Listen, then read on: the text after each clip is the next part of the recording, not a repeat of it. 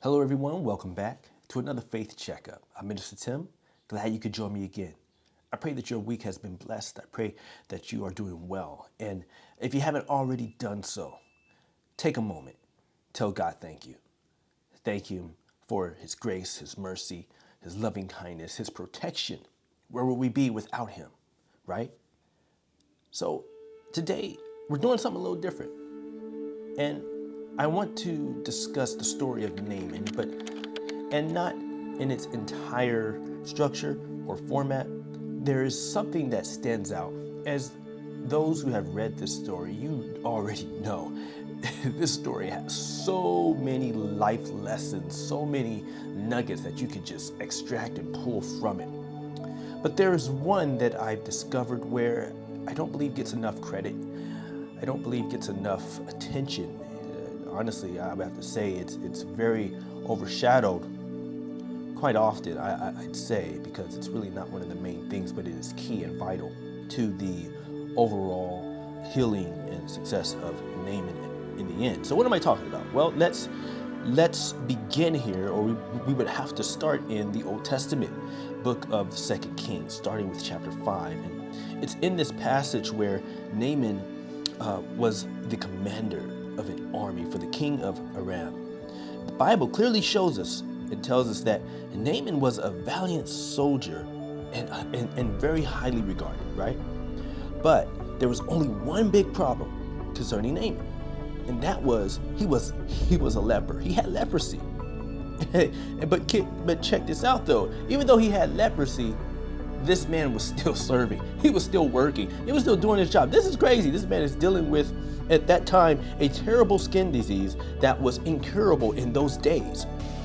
But yet he was still performing his duties in pain. Now, that's a whole nother story, a whole nother lesson in itself.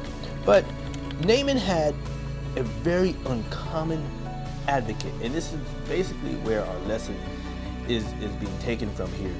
There was someone in Naaman's life who was very instrumental in his success in getting healed. And this had everything to do with a little slave girl from Israel.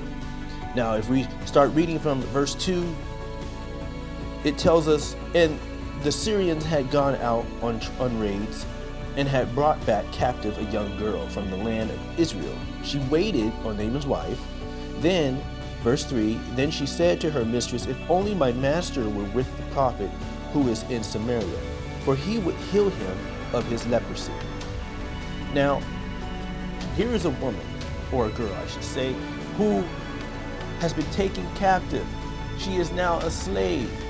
She's been taken away from everything else she knows, her family, her loved ones, the way of life, the way of living that she had before is gone. She's a slave. Seeing this girl taken captive, she could have had a spirit of bitterness. She could have been mad and angry at the world, at the people, the very people who took her captive, right? But instead, she chose to demonstrate a godly character. This is powerful. She chose to get involved in seeing an opportunity to help somebody else. Wow. How many of us, when we are facing circumstances that are just so uncertain, so random, we didn't plan it, we didn't see it coming, it just happened. Someone has hurt you, someone has caused you pain. You are now separated or find yourself in an isolated place that you never thought you'd be in over people. And instead of being bitter about the situation, you're looking for opportunities to bless. You're looking for opportunities to sow a seed of hope, to give help or instruction of any kind or sort, to help somebody else be better, regardless of their status, regardless of their background. That is your heart, your mindset. This is where this little girl, this girl stood. She chose to help Naaman. And it's funny because she didn't touch Naaman. She didn't give Naaman anything tangible. She didn't help Naaman do anything physically. None of that. You know what she did? She gave Naaman advice. She gave Naaman some instruction of how he can improve his life. This is so powerful. Think about it. You don't know the people who God has positioned around you that God is going to use you to share information to so that their lives can be better. You don't know. You may feel like what has happened to you, it's happened to you because of just something that you've done, or just because, God hates you, or you're in a situation where, just nothing's going your way. But you don't know how God may just be positioning you, getting you out of your comfort zone, placing you somewhere else so that you can be a blessing to someone else in the smallest way. Like I said, she didn't lift a finger to do anything physically for Naaman. She just had information that Naaman didn't have. And some of us have knowledge and information of resources or people that we know who can be blessings to others. And it is our responsibility to recognize opportunity. When someone is in need of something and we have the information to provide to them for help, we should be willing to share it. It was Naaman's responsibility to take the advice, right? If he wanted to be healed, if he wanted to be delivered, if he wanted his life to change, it was up to him to then take that information and put it into action.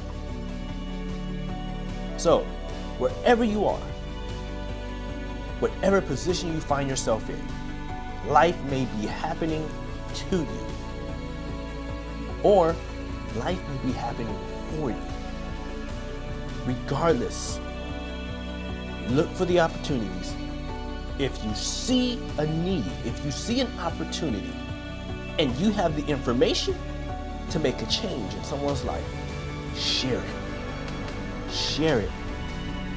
God hasn't given it to us or allowed us to know what we know just to ourselves, but we have to share it. So I leave you with that.